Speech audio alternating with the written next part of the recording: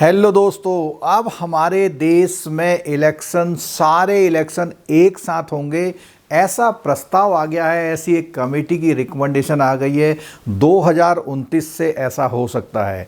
तो दोस्तों हम बात कर रहे हैं कि वन नेशन वन इलेक्शन का जो कॉन्सेप्ट है, जो बहुत पहले चलता भी था 1957 से लेके 1967 तक जितने भी इलेक्शन हुए वो लोकसभा और हमारा जो विधानसभा के इलेक्शंस हैं वो सब एक साथ हुए थे।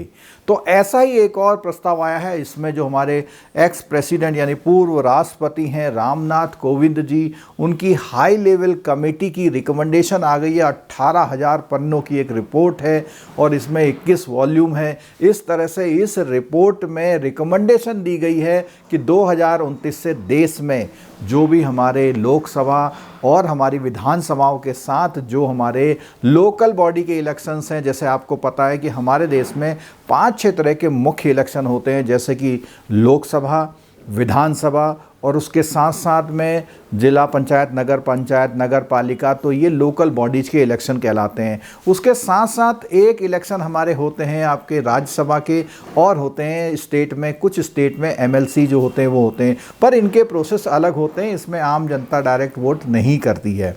तो ये जो वोट्स हैं इन सबको एक साथ करने की कवायद चल रही है और इसमें रिपोर्ट सौंप दी गई है। और अक्टूबर 2023 से लेके 10 मार्च तक बहुत जल्दी इसमें जो है रिपोर्ट सबमिट हो गई है। तो ऐसा माना जा रहा है कि 2029 से अब एक ही इलेक्शन होंगे। सारी मशीनरी जो है एक बार यूज की जाएगी। बहुत चैलेंजेस भी हैं कि ये सारा चीज़ कैसे हो पाएगा, ये हमारे पास चैलेंज भी है। तो दोस्तों अब हमें तैयार हो जाना चाहिए इस बात के लिए। और ये जो इलेक्शंस हैं 1967 तक तो सब एक साथ होते थे, लेकिन उस समय इंदिरा गांधी की जब सरकार थी तो उन्होंने कई सारे स्टेट की सरकार को क्या किया, डिसमिस कर दिया था। तो उससे वो इलेक्शन थोड़ा आगे पीछे हो गए और लोकसभा जो हमारे विधानसभा की इलेक्शन है वो कभी कहीं, कभी 4 महीने बाद इधर, 4 महीने बाद उस स्टेट में, ऐसा चलता रहता है।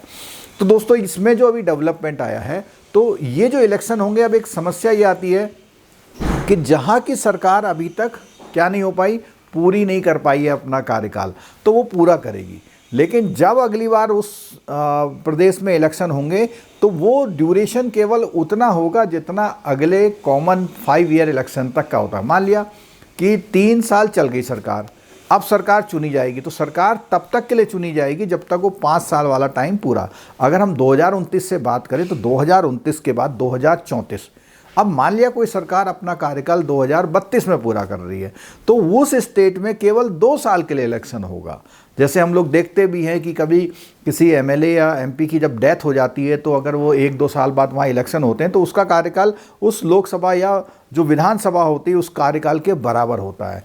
तो ऐसा करने से कुछ अच्छा भी है, कुछ चैलेंजेस भी हैं। और यहाँ पर 2029 से जब ये शुरू होगा तो 5-5 साल में रहेगा और एक प्रॉपर 1-2 महीने समझ लो बस इलेक्शन में ही रहेंगे। लोकसभा, विधानसभा, जो लोकल हमारे लोकल बॉडी के इलेक्शंस होते हैं जिसमें हमारे नगर पंचायत या नगर पालिका के इलेक्शंस हैं, तो ये सारी जो है रिपोर्ट आ रही है और ये रिपोर्ट सौंप दी गई है। तो बहुत जल्दी इसके बारे में, क्योंकि हमें लगभग अभी तो 2024 का इलेक्शन हो जाएगा, हमें लगभग 5 साल मिल रहे हैं, मशीनरी भी इसके लिए तैयार हो जाएगी, हम लोग भी तैयार हो जाएंगे। तो दोस्तों इसमें आगे हमारे जो डेमोक्रेसी को बढ़ाने के लिए एक और नया अचीवमेंट कह सकते हैं, और कुछ प्लस माइनस तो चलता ही रहता है। तो दोस्तों ये वीडियो कैसा लगा, अगर अच्छा लगा तो लाइक कीजिएगा, और अगर अभी तक चैनल सब्सक्राइब नहीं किया है तो चैनल ज़रूर सब्सक्राइब कर लीजिए, क्योंकि चैनल सब्सक्राइब करेंगे, नोटिफिकेशन पे क्लिक करेंगे, तभी आपके पास जो है सारे नोटिफिकेशन प्रॉपरली आते रहेंगे। और दोस्तों इस लिंक को ज़रूर शेयर करिएगा उन सभी दोस्तों के